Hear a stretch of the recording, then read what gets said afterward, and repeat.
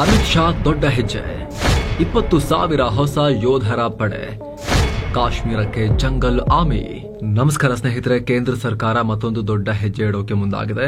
ಗಡಿಯಲ್ಲಿ ಉಗ್ರರ ವಿರುದ್ಧ ಮತ್ತು ಪಾಕಿಸ್ತಾನ ಚೀನಾ ವಿರುದ್ಧ ಮತ್ತು ದೇಶದ ಒಳಗೂ ಕೂಡ ಉಗ್ರರ ವಿರುದ್ಧ ಮತ್ತು ನಕ್ಸಲರ ವಿರುದ್ಧ ದೇಶ ಫೈಟ್ ಮಾಡ್ತಿರೋ ಟೈಮ್ನಲ್ಲೇ ಸೇನಾ ಶಕ್ತಿಯನ್ನ ಮತ್ತಷ್ಟು ಜಾಸ್ತಿಗೊಳಿಸೋಕೆ ಭಾರತ ಸರ್ಕಾರ ಮುಂದಾಗಿದೆ. ಭಾರತೀಯ 20,000 ಸೈನಿಕರನ್ನ ಸಿಆರ್ಪಿಎಫ್ಗೆ ಹೊಸದಾಗಿ ರಿಕ್ರೂಟ್ ಮಾಡಿಕೊಳ್ಳಲಿಕ್ಕೆ ಪ್ಲಾನ್ ಹಾಕಲಾಗಿದೆ. 20,000 ಒಂದೇ ಸಲ. ಗೃಹ ಇಲಾಖೆ ಒಪ್ಪಿಗೆ ಕೂಡ ಕೊಟ್ಟಿದ್ದು ಶೀಘ್ರದಲ್ಲಿ ಸಚಿವ ಸಂಪುಟದ ಅನುಮೋದನೆ ಪಡೆದು ಈ ಹೊಸ ನೇಮಕಾತಿ ಘೋಷಣೆಯಾಗುತ್ತೆ. ಈ ಮೂಲಕ ಗಡಿಯ ಜೊತೆಗೆ ದೇಶದ ಆಂತರಿಕ ಭದ್ರತೆಗೂ ಭಾರತ ದೊಡ್ಡ ನಿರ್ಧಾರ ತೆಗೆದುಕೊಳ್ಳೋಕೆ ಮುಂದಾಗಿದೆ. ಜೊತೆಗೆ ಈ ಹೊಸ ಪಡೆಯನ್ನ ಕಾಶ್ಮೀರಕ್ಕೆ ಇಳಿಸಲಿದ್ದು ಅಲ್ಲಿ ಉಗ್ರರು ಮತ್ತು ಇನ್ನಿತರ ಆಪರೇಷನ್ಸ್ಗೆ ಇದನ್ನ ಬಳಸೋಕೆ ಪ್ಲಾನ್ ಮಾಡಲಾಗಿದೆ. ಹೀಗಾಗಿ ಸರ್ಕಾರದ ಈ ಕ್ರಮ ಇಡೀ ದೇಶದ ಗಮನ ಸೆಳೀತಾ ಇದೆ. ಲಾರ್ಜ್ ಸ್ಕೇಲ್ ರಿಕ್ರೂಟ್ಮೆಂಟ್ ಇದು. ಈ ವರದಿಯಲ್ಲಿ ಈ ಕುರಿತ ಕಂಪ್ಲೀಟ್ ವಿಚಾರವನ್ನ ತಿಳ್ಕೊಳ್ತಾ ಹೋಗೋಣ. ಸರ್ಕಾರ ರಿಕ್ರೂಟ್ ಮಾಡ್ತಿರೋ ಈ ಹೊಸ ಪಡೆಯ ಉದ್ದೇಶ ಏನು, ದೇಶದ ಭದ್ರತೆಗೆ ಯಾವ ರೀತಿ ಕೊಡುಗೆ ಕೊಡ್ತಾರೆ, ನಮ್ಮಲ್ಲಿ 21 ಲಕ್ಷ ಸೈನಿಕರಿದ್ರು ಕೂಡ ಹೊಸದಾಗಿ ಮತ್ತೆ ಈ 20,000 ಸೈನಿಕರ ನೇಮಕಾತಿ ಯಾಕೆ ಆಗ್ತಾ ಇದೆ, ಎಲ್ಲವನ್ನ ನೋಡ್ತಾ ಹೋಗೋಣ. ಜೊತೆಗೆ ದೇಶದ ಯುವಕರಿಗೆ ಅವರ ಉದ್ಯೋಗದ ಆಸೆಗೆ ಹೇಗೆ ಜಾಬ್ ಕ್ರಿಯೇಷನ್ಗೂ ಕೂಡ 20,000 ಹೊಸ ಸಿಆರ್ಪಿಎಫ್ ಜಾಬ್ಸ್ ಯಾವ ರೀತಿ ಹೆಲ್ಪ್ ಆಗುತ್ತೆ, ಹಾಗೂ ರಿಕ್ರೂಟ್ಮೆಂಟ್ ಹೇಗೆ ನಡೆಯುತ್ತೆ ಅದನ್ನ ಕೂಡ ನೋಡ್ತಾ ಹೋಗೋಣ. ಕಡೆ ತನಕ ಮಿಸ್ ಮಾಡಿದೆ ನೋಡಿ. ಕೇಂದ್ರ ಪಡೆಗೆ 20,000 ಸೈನಿಕರು, ಸಿಆರ್ಪಿಎಫ್ಗೆ ಆನೆ ಬಲ. ಸ್ನೇಹಿತರೆ, ಈಗ ಸರ್ಕಾರ ನೇಮಿಸಿಕೊಳ್ಳೋಕೆ ಹೊರಟಿರೋ ಈ ಹೊಸ ಸೈನಿಕರು ಸಿಆರ್ಪಿಎಫ್ ನ ಅಡಿಯಲ್ಲಿ ಕೆಲಸ ಮಾಡ್ತಾರೆ. ಈ ಸಿಆರ್ಪಿಎಫ್ ಅಥವಾ ಸೆಂಟ್ರಲ್ ರಿಸರ್ವ್ ಪೊಲೀಸ್ ಫೋರ್ಸ್ ಬಗ್ಗೆ ನಿಮಗೆ ಚೆನ್ನಾಗಿ ಗೊತ್ತಿರಬಹುದು. ವಿಶ್ವದ ಅತಿ ದೊಡ್ಡ ಮತ್ತು ಸ್ಟ್ರಾಂಗೆಸ್ಟ್ ಇಂಟರ್ನಲ್ ಸೆಕ್ಯೂರಿಟಿ ಸೇನೆ. ಗಡಿಯಲ್ಲಿ ಹೊರಗಿನ ಶತ್ರುಗಳಿಗೆ ನಮ್ಮ ಬಾರ್ಡರ್ ಫೋರ್ಸ್ ಹೇಗೆ ಮೊದಲ ಲೇಯರ್ ಆಫ್ ಡಿಫೆನ್ಸ್ ಆಗಿರ್ತಾರೋ, ದೇಶದ ಒಳಗಿನ ಶತ್ರುಗಳನ್ನ ಇವರು ಹ್ಯಾಂಡಲ್ ಮಾಡ್ತಾರೆ.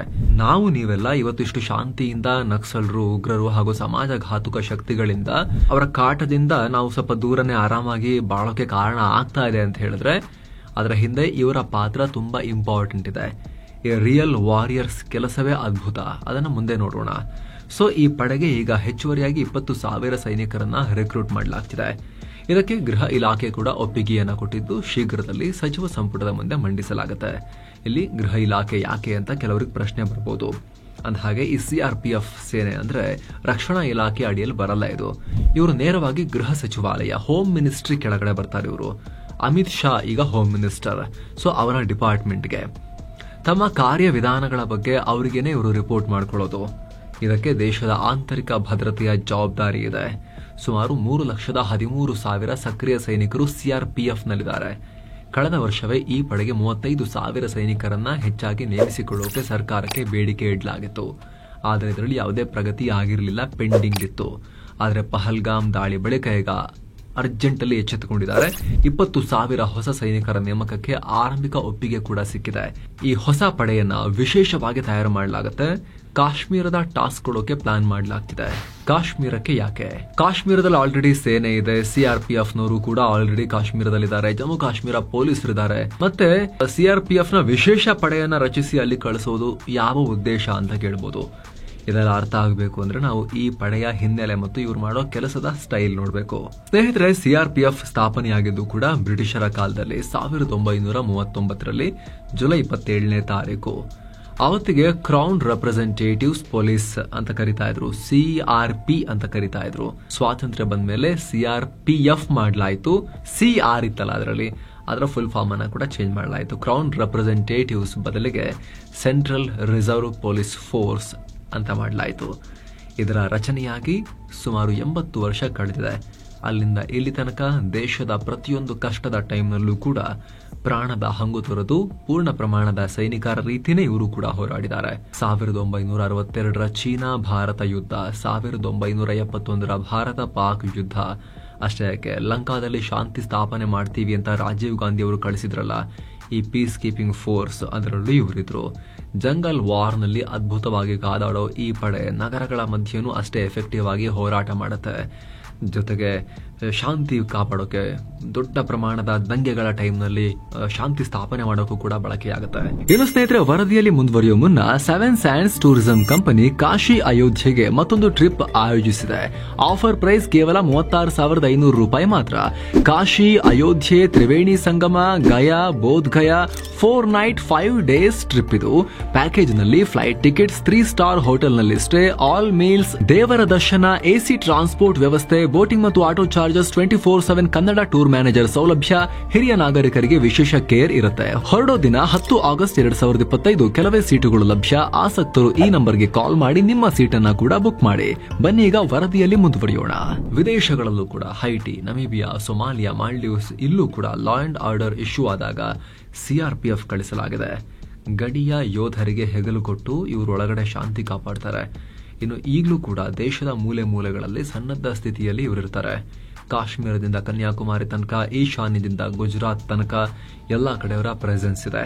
4 ಮೂಲೆಗಳಿಗೂ 4 ಝೋನ್ಗಳಲ್ಲಿ ಇವರು ಕೆಲಸ ಮಾಡ್ತಾರೆ. 2 administrative sectors, 2 operational sectors, 39 administrative ranges, 17 operational ranges, 43 group centres. ಹೀಗೆ ದೊಡ್ಡ ಸೇನಾ ಸಮುದ್ರವೇ ಇದೆ ಇಲ್ಲಿ. ಭರ್ತಿ $4.2 ಬಿಲಿಯನ್, ಅಂದ್ರೆ ವರ್ಷಕ್ಕೆ 36,000 ಕೋಟಿ ರೂಪಾಯಿಯ ಬಜೆಟ್ ಇದೆ ಅವರಿಗೆ. ಅಂದ್ರೆ ಪಾಕಿಸ್ತಾನದ ಒಟ್ಟು ಸೇನಾ ಬಜೆಟ್ನ ಹಾಫ್ ನಮ್ಮ ಸಿಆರ್ಪಿಎಫ್ ಒಂದಕ್ಕೆ ಹೋಗುತ್ತೆ. ಅಲ್ಲದೆ ಇದರಲ್ಲಿ 247 ಬೆಟಾಲಿಯನ್ ಇದ್ದು, ಒಂದೊಂದು ಬೆಟಾಲಿಯನ್ ನಲ್ಲೂ ಕೂಡ ಸಾಮಾನ್ಯವಾಗಿ 1200 ಸೈನಿಕರಿರ್ತಾರೆ. ಈ ಪೈಕಿ 201 ಜನರಲ್ ಡ್ಯೂಟಿ ಬೆಟಾಲಿಯನ್ ಇದ್ದು, ಇವರು ಲಾ ಅಂಡ್ ಆರ್ಡರ್, ಬಂಡಾಯ ಶಮನ, ನಕ್ಸಲ್ ವಿರೋಧಿ, ಉಗ್ರ ವಿರೋಧಿ ಆಪರೇಷನ್ಸ್ ಅಲ್ಲಿ ಭಾಗಿಯಾಗ್ತಾರೆ. ಇನ್ನು 6 ಮಹಿಳಾ ಬೆಟಾಲಿಯನ್ ಇದ್ದು, ಇವರು ಮಹಿಳಾ ಪ್ರತಿಭಟನಾಕಾರರನ್ನ ಹ್ಯಾಂಡಲ್ ಮಾಡ್ತಾರೆ. ಮಹಿಳಾ ಆರೋಪಿಗಳು ಅಥವಾ ಮಹಿಳೆಯರಿಗೆ ಸಂಬಂಧಪಟ್ಟ ಆಪರೇಷನ್ ಇದ್ರೆ ಅದರಲ್ಲಿ ಇವರು ಆಕ್ಷನ್ಗೆ ಇಳಿತಾರೆ. ವಿಐಪಿ ಸೆಕ್ಯೂರಿಟಿ, ಗಲಭೆ ತಡೆಯೋಕ್ಕೂ ಈ ಬೆಟಾಲಿಯನ್ ಯೂಸ್ ಆಗುತ್ತೆ.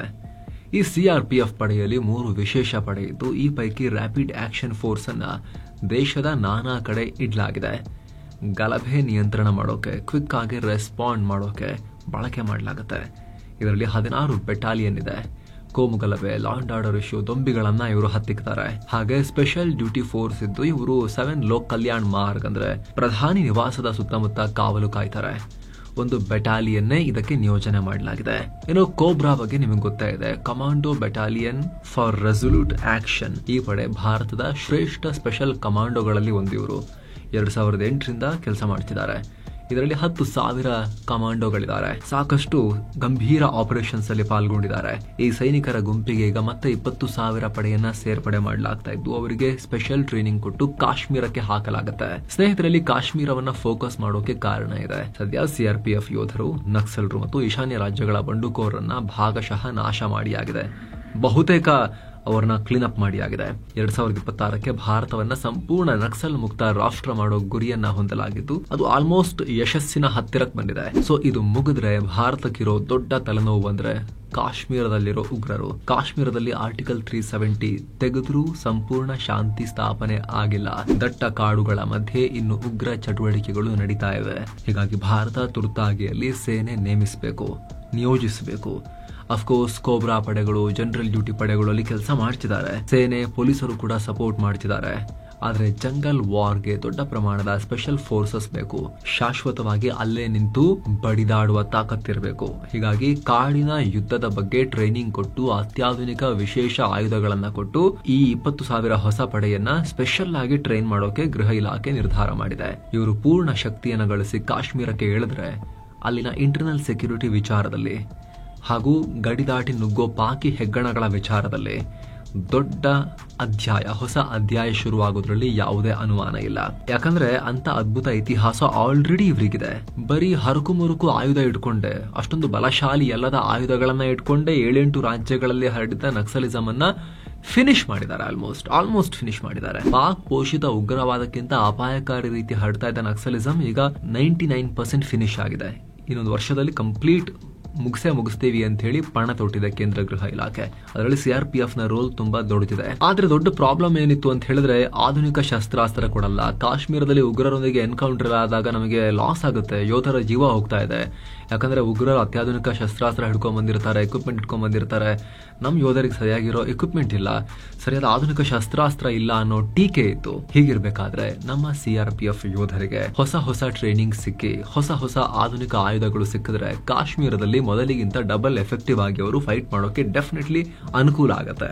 ಜೊತೆಗೆ ಈ ನೇಮಕಾತಿಯಿಂದ ದೇಶದ ಯುವ ಜನತೆಗೂ ಕೂಡ ಅಷ್ಟು ಉದ್ಯೋಗ ಸಿಗುತ್ತೆ. ಎಷ್ಟು ನೇಮಕಾತಿ ಆಗುತ್ತೋ ಅಷ್ಟು ಉದ್ಯೋಗ ಸಿಗುತ್ತಲ್ಲ. CRPF ಕಾನ್ಸ್ಟೇಬಲ್ ಆಗಬೇಕು ಅಂದ್ರೆ 10ನೇ ಕ್ಲಾಸ್ ಪಾಸ್ ಮಾಡಿದ್ರು ಸಾಕು. Return exam, PET test, PST physical standard test ಅಂದ್ರೆ ಹೈಟ್, ವೇಟ್, ಚೆಸ್ಟ್ ಟೆಸ್ಟ್, ಹಾಗೆ ಮೆಡಿಕಲ್ ಟೆಸ್ಟ್, ಡಾಕ್ಯುಮೆಂಟ್ ವೆರಿಫಿಕೇಶನ್ ಮೂಲಕ ಇಲ್ಲಿ ನೇಮಕಾತಿ ನಡೆಯುತ್ತೆ. 18 ರಿಂದ 23 ವರ್ಷದ ಒಳಗಿನವರನ್ನ ಆಯ್ಕೆ ಮಾಡಿಕೊಳ್ತಾರೆ. ಬೇಸಿಕ್ ಸ್ಯಾಲರಿ 21,000ದಿಂದಲೇ ಶುರುವಾಗಿ ಉನ್ನತ ಅಧಿಕಾರಿಗಳಿಗೆ 2 ಲಕ್ಷ ರೂಪಾಯಿ ತನಕವೂ ಸಂಬಳ ಇದೆ. ಸೊ ಇದಕ್ಕೆ ನೋಟಿಫಿಕೇಶನ್ ಆದಾಗ ಆಸಕ್ತರು ಅಪ್ಲೈ ಕೂಡ ಮಾಡಿ ಇದರಲ್ಲಿ ಜಾಬ್ ಪಡೆಯೋಕೆ ಪ್ರಯತ್ನವನ್ನ ಕೂಡ ಪಡಬಹುದು. ಇದಕ್ಕೆ ಸಂಬಂಧಪಟ್ಟಂತೆ ನಿಮಗೇನು ಅನ್ಸುತ್ತೆ ಸ್ನೇಹಿತರೆ, ಕಾಮೆಂಟ್ ಮಾಡಿ ತಿಳಿಸಿ. ಮತ್ತೆ ಭೇಟಿ ಆಗ್ತಿರೋಣ. ನಮಸ್ತೆ.